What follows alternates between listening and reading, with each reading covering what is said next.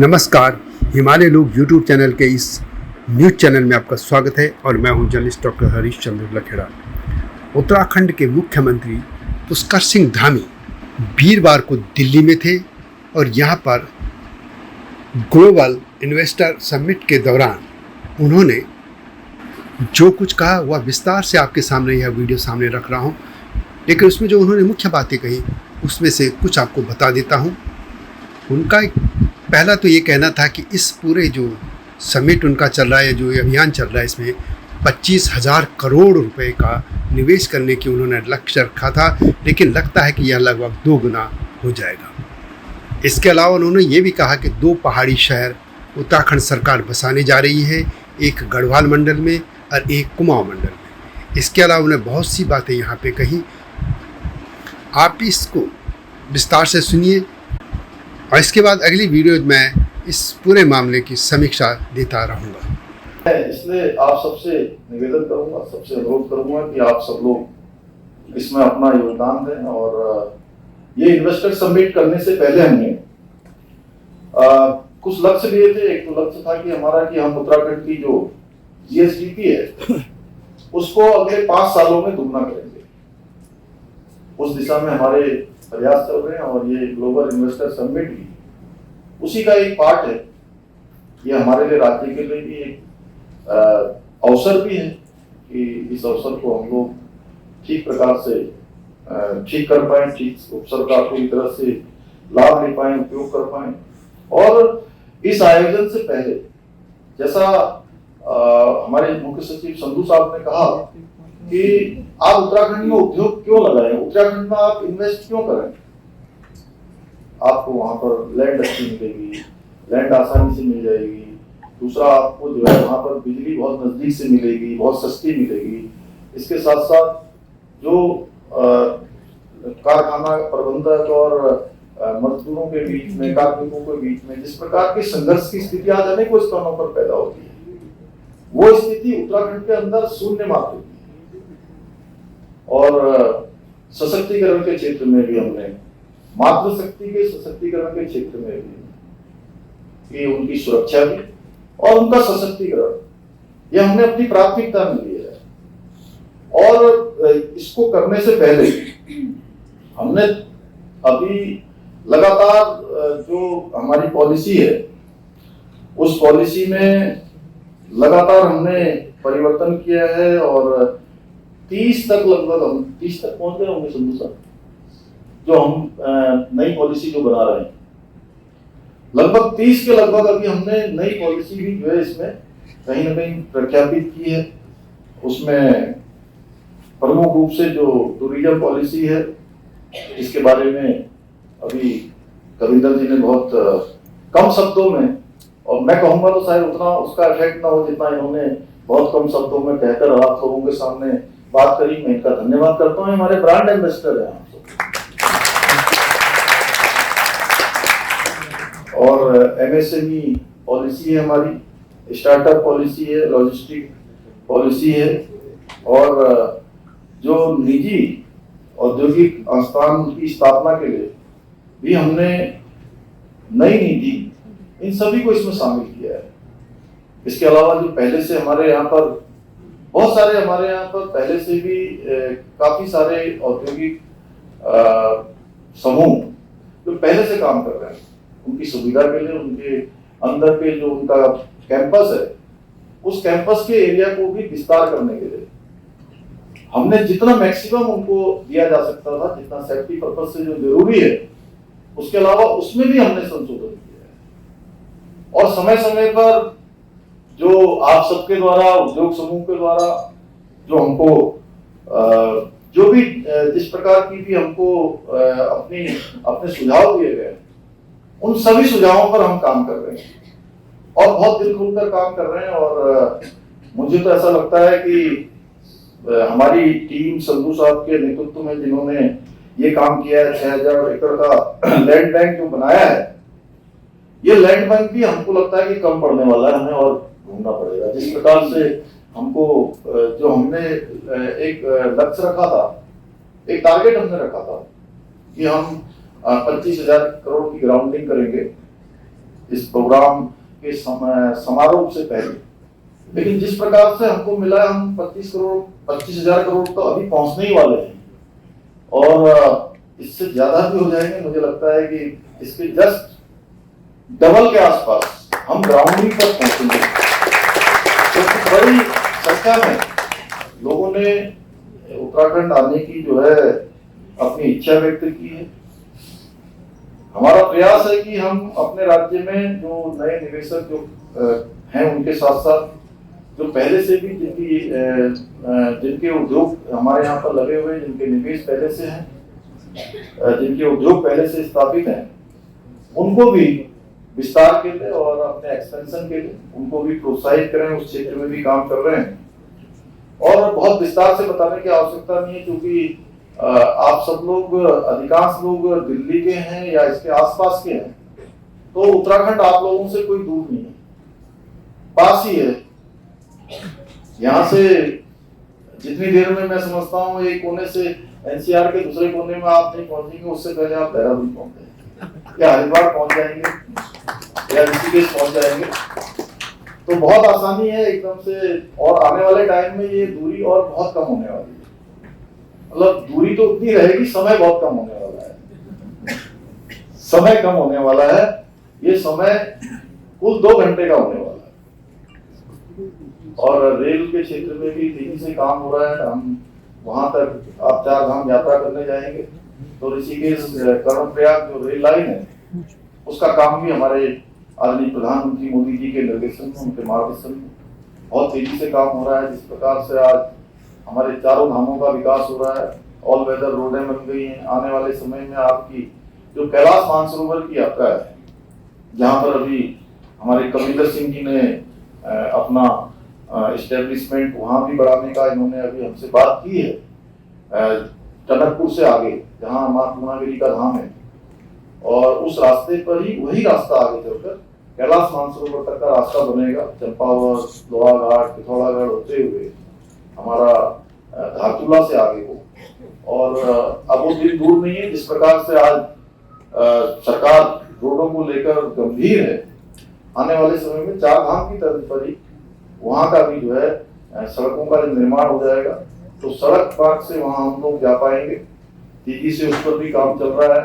आप सब देख ही रहे हैं कि केदारनाथ जी का 2013 में जब आपदा आ गई थी, आपदा के बाद जिस प्रकार से वहां पर क्षति हुई थी, आज नया केदार बन गया है। भव्य केदार और दिव्य केदार आप इस साल जाएंगे तो भी आपको दिखेगा, और अगले साल आप यात्रा करेंगे तो आपको बिल्कुल ही नए दर्शन होंगे सारा का सारा। क्योंकि हमारा जो निर्माण का कार्य चल रहा है, वो निर्माण का कार्य इस वर्ष पूरा हो जाएगा, और कुछ ही सालों में जो पैदल यात्रा केदारनाथ की होती है, वह भी यात्रा भी आपकी रोपवे के माध्यम से बहुत आसान हो जाएगी। क्योंकि माननीय प्रधानमंत्री मोदी जी के निर्देशन में, उनकी लीडरशिप में वहां पर रोपवे का भी शिलान्यास हो गया है। हेमकुंड साहब जाना बहुत कठिन होता था, और हेमकुंड जाने के लिए भी आने वाले टाइम में आपको अब वो 3-4 दिनों की जो कठिन यात्रा थी, वो यात्रा भी कुछ ही घंटों में पूरी हो जाएगी। तो ये सारे के सारे काम बहुत तेजी से आगे बढ़ रहे हैं। हमने भी उत्तराखंड सरकार की तरफ से भी, जैसे हमने 2 नए शहर बनाने का भी हम लोगों ने लक्ष्य लिया है, संकल्प लिया है, और 2 नए शहर हम मैदानी क्षेत्र में जो बना रहे हैं, बना ही रहे हैं। जैसे अमृतसर कोलकाता कॉरिडोर का काम तेजी से चलने वाला है। इसके अलावा उसी के आसपास, खुर्पिया फोम के आसपास हमने जमीन खोज ली है। 1000 एकड़ से भी ज्यादा लैंड है उसमें। महुआ जो भारत सरकार की योजना है, उसमें भी हमको धनराशि देने का यहाँ से एक तरह से सैद्धांतिक रूप से सहमति हमको प्राप्त हुई है। लेकिन उसके अलावा पर्वतीय क्षेत्र में भी हम 2 शहर अलग से बना रहे हैं। ये 2 मंडल है हमारे यहाँ, कुमाऊं मंडल और गढ़वाल मंडल, दोनों ही मंडलों में एक नया शहर बनाने का भी हम लोगों ने संकल्प लिया है। ऐसे अनेकों कार्यों को हम आगे बढ़ा रहे हैं। हरिद्वार और ऋषिकेश जो विश्व प्रसिद्ध हमारे धाम है, गंगा जी के तट पर हैं, तो जहाँ ऋषिकेश और हरिद्वार में गंगा कॉरिडोर बनाने का भी हमने लक्ष्य लिया है। और ये लक्ष्य हमने टाइम बाउंड किया है कि हम 2026 तक इसको पूरा करेंगे। जैसे गंगा जी पर हरिद्वार बसा है, ऋषिकेश बसा है, बड़े स्थान हैं, बड़े शहर हैं, उसी प्रकार से एक समय में महाभारत काल के समय में यमुना जी में हरिपुर धाम हुआ करता था। और कालसी के पास विकासनगर से थोड़ा आगे उस स्थान पर हमने हरिपुर धाम बनाने का भी संकल्प लिया है और इस बार जन्माष्टमी के दिवस पर हमने उसका शिलान्यास कर दिया है। आने वाले समय में आपको यमुना जी के तट पर भी ये एक पूजा स्थल जहाँ पर कुलीन की पूजा हुआ करेगी और आरती होगी, वो शुरू हमने करवा दी है। तो ऐसे नए नए स्थानों को हम कर रहे हैं। और इसी प्रकार से टनकपुर में महाकाली जी आती है ऊपर से, वहां हमने राफ्टिंग का काम शुरू किया है। इस बार राफ्टिंग शुरू हुई है, अभी नेशनल राफ्टिंग भी वहां होने वाली है। और नेशनल राफ्टिंग के साथ साथ शारदा जी में शारदा आरती भी हमने प्रारंभ की है। और आपको मैं बताऊं कि जहां 4 धामों में हमारे हर वर्ष लाखों की संख्या में श्रद्धालु आते हैं, पर्यटक आते हैं, इस वर्ष अभी तक हमारे लगभग 40 लाख की संख्या क्रॉस होने वाली, जबकि पिछले 2-2.5 महीने 3 महीने आपने देखा है हम किन स्थितियों से गुजरे हैं। हमको हर साल बड़ी कठिन परिस्थितियों में भी हमारे पूरे हिमालय के क्षेत्र में आपदा का सामना करना पड़ता है, लेकिन इस बार कुछ ज्यादा किया। हालांकि सबसे ज्यादा हिमाचल में हुआ है, हमारे यहाँ भी काफी नुकसान हुआ है पूरे हिमालय रीजन पर। तो आने वाले समय में हमने ये तय किया है कि हमारे सभी स्थानों पर हम नवाचार करेंगे, नवाचार को बढ़ावा देंगे, लोगों को आकर्षित करेंगे, उनको सुविधाएं देंगे, अतिथि देवो भव की तर्ज पर इन सभी कामों को आगे बढ़ाएंगे। और अभी पिछले दिनों हमारे यहाँ पर जो उत्तराखंड के अंदर कुछ काम हुए हैं लॉजिस्टिक को मजबूत करने और व्यापार को आसान बनाने के लिए, अनेक प्रकार की जो बुनियादी ढांचा परियोजना है वो भी हमने शुरू की है। निर्यात को बढ़ावा देने के लिए स्टेट ऑफ आर्ट के रूप में आईसीडी व एलसीएस की स्थापना की है। राज्य में जो हमारा नोडल विभाग है सिट्टू, जो इन सभी कामों को नोडल एजेंसी के रूप में आगे बढ़ा रहा है, उसमें भी लगातार हम नवाचार कर रहे हैं। अत्याधुनिक औद्योगिक जो स्थान है, वो क्षेत्र हैं, नए एरिया हैं, उन सभी को नोटिफाइड भी कर रहे हैं। काशीपुर आप सब जानते हैं, वहां पर अरोमा पार्क हमारा बन गया है। सितारगंज में प्लास्टिक पार्क है, बड़ा सिटपुल है। काशीपुर में एक electronics manufacturing cluster, Amritsar Kolkata industrial corridor जो है वो बहुत जल्दी हम उसको भी धरातल पर उतारने वाले हैं। इसके साथ साथ मैं आपको एक जानकारी और देना चाहता हूँ कि उत्तराखंड राज्य में जो हमारे राज्य में उत्पादित 9 उत्पाद हैं जिनमें जीआई टैग जिनको हासिल हुआ है, उन जीआई टैगों में, क्योंकि आप लोगों को नया नाम लगेगा, लेकिन मैं सोचता हूँ कि मेरे लिए भी इससे अच्छा स्थान और कौन सा हो सकता है जहां में राज्य के अंदर होने वाले ऐसे उत्पाद जो पौष्टिक रूप से, हर प्रकार से, हर दृष्टि से बहुत ही महत्वपूर्ण है, उन सबको आपके सामने जरूर बताऊं। कुमाऊं में एक चूड़ा ऑयल होता है, उसको जीआई टैग में स्थान मिला है। मुनस्यारी क्षेत्र जो कि हिमाचलिक क्षेत्र है, उस क्षेत्र का राजमा है। भोटिया दन, एपड़ है, रिंगाल है, ताम्र उत्पाद है, थुलमा है, तेज पत्ता है तथा बासमती चावल है। और इसके साथ साथ राज्य सरकार द्वारा नेटल बिच्छू घास, आप लोग सोच रहे हो कि बिच्छू घास क्या होता है, बताइए। चुपती है उसकी सब्जी भी बढ़िया बनती है। वाह, चलिए बहुत बढ़िया है। तो बिच्छू घास का पिछोड़ा, आर्टिस्टिक कैंडल, मुखौटा एवं मंदिर प्रतिकृति आदि का कुछ और भी उत्पाद हमने जीआई टैग के लिए, उसके लिए भी अनुरोध किया है, वहां निवेदन किया हुआ है। और उद्योग जो नीति आयोग द्वारा 2022 की जो तैयारी सूचकांक है, उस तैयारी सूचकांक में भी राज्य जो हमारा है हिमालयी राज्यों में हमको पहला स्थान प्राप्त हुआ है, जबकि उस हिमालयी राज्यों में तो पहले स्थान पर और पूरे देश में भी 9वें स्थान पर हमारा राज्य आया है। उद्योग संवर्धन और आंतरिक विभाग की जो लीड्स रैंकिंग है उसमें हम 2022 की रैंकिंग में उत्तराखंड राज्य अचीवर्स की श्रेणी में शामिल हुआ है। इसी प्रकार स्टार्टअप रैंकिंग में भी हम लीडर की श्रेणी में शामिल हैं।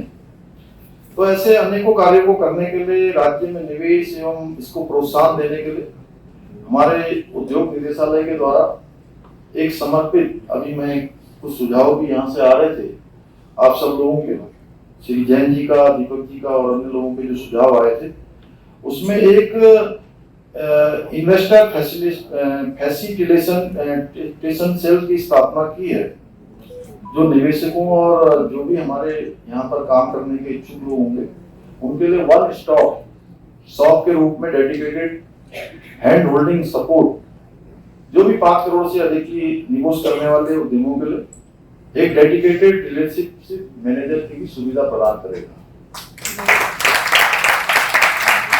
और इसके साथ साथ जो हमारे निवेशक होंगे, इन्वेस्टर होंगे, उनकी स्थापना के लिए अपेक्षित जो अनुमोदन है, उसकी स्वीकृति है या ग्रांट जब स्वीकृत करेंगे, स्वीकृति हेतु राज्य में online single window clearance portal की भी हमने स्थापना कर दी है। तो ऐसे अनेकों कार्य किए हैं, क्योंकि मैं बहुत विस्तार से नहीं, यहाँ वेबसाइट भी लॉन्च हो गई है तो उसमें भी आपको बहुत सारी जानकारियां मिल जाएंगी। मैं आज आप सभी से ये अनुरोध करने के लिए आप सबके समक्ष खड़ा हूँ कि हम लोग जो काम कर रहे हैं ये राष्ट्र कार्य भी है, ये देव कार्य भी है, क्योंकि देवभूमि के लिए और राष्ट्र के लिए हो रहा है।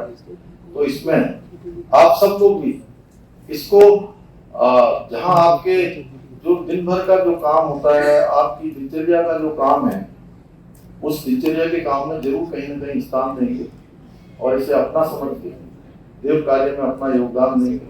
यही अनुरोध करने के लिए मैं आप सबके आया हूँ।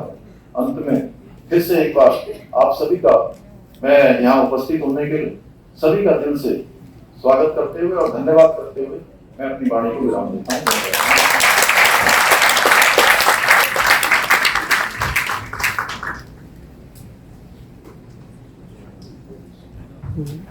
Well, thank you very much, sir, for your empowering at the same time informative session. Can we have some round of applause, everybody? I will say not only Chief Minister of Uttarakhand, but icon for all of us. तो इस summit को लेकर या इसमें जो भी मुख्यमंत्री धामी ने कहा, आप उस पर अपने कमेंट अवश्य लिखिएगा। नए मुद्दे के साथ आपके सामने आऊँगा, तब तक नमस्कार। हिमालय पे पेड़ हो तो गीत गाएंगी नदियाँ, गीत गाएंगी नदियाँ। पेड़ों पे चिड़िया है तो गीत गाएंगी नदियाँ, पेड़ों पे चिड़िया है तो गीत गाएंगी नदियाँ। माँ की लोरी जैसे होते हैं नदियों के गीत।